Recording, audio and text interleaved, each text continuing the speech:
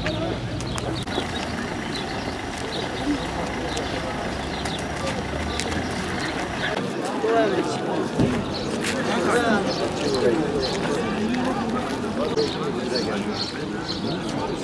geldi, arkasına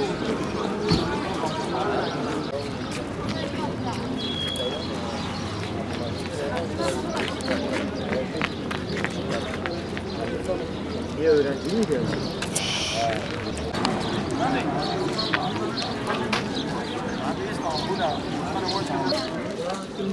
Bu telefonda.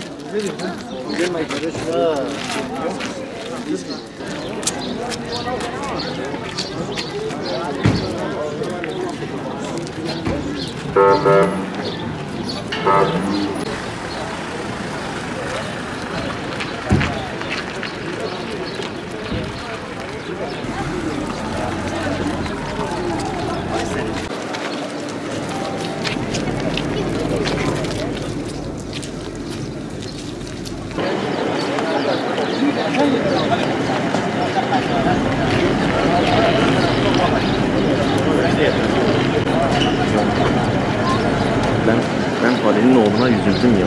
Kimin?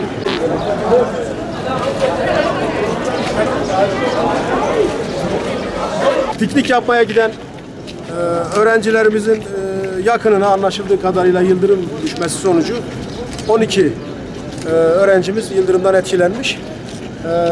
Hepsi de hastaneye alındı şu anda. Doktor arkadaşlarımızın bize verdiği bilgiye göre çok ciddi hayati tehlikesi olan çocuğumuz yok. Ama tedavileri devam ediyor. İnşallah hepsi yani kısa sürede hastanemize taşıyacağız. Ama tetkikler sonucu ihtiyaç olursa tabii ağır yaralı yok, 3 ağır yaralı değil. Yani hepsi de maşallah bilinçleri açık. Çok ciddi problemleri yok. Ama tabii tetkik ve tedavileri devam ediyor.